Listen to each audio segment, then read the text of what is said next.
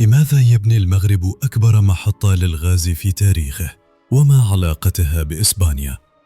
أعلنت الحكومة المغربية عن مشروع تاريخي، بناء أول محطة عائمة لاستيراد الغاز الطبيعي المسال LNG في ميناء الناظور غرب المتوسط، في خطوة استراتيجية لتأمين حاجاته المتزايدة من الطاقة. لماذا الآن المغرب لا ينتج الغاز بكميات كافية، أقل من 10% من حاجاته؟ وكان يعتمد سابقا على خط أنابيب الغاز الجزائري، لكن بعد توقفه في 2021 لجأ إلى استيراد الغاز من إسبانيا عبر الأنبوب نفسه، لكن بالعكس.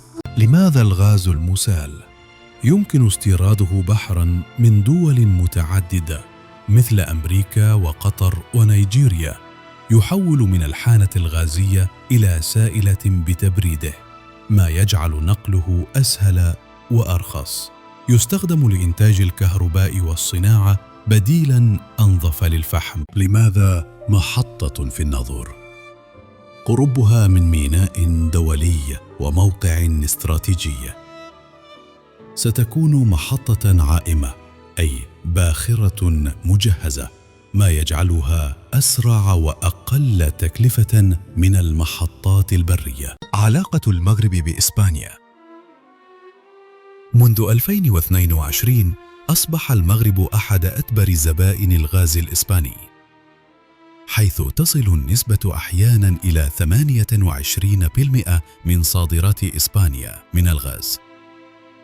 لكنه لا يريد الاعتماد الدائم على البنية التحتية لدولة أخرى، لذا يسعى لبناء محطته الخاصة. مستقبل الطاقة في المغرب.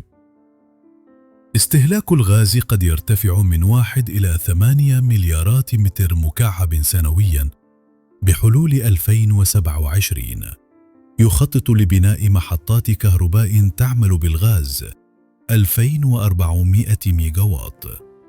يعزز شراكاته الإقليمية مثل مشروع أنبوب الغاز من نيجيريا.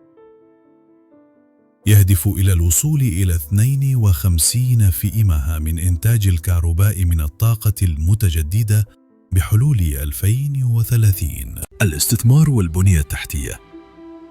المغرب يضخ نحو مليار دولار في البنية التحتية للغاز، تشمل خط أنابيب من الناظور إلى الشبكة الوطنية، مشروع لربط الناظور بمدينة المحمدية الصناعية،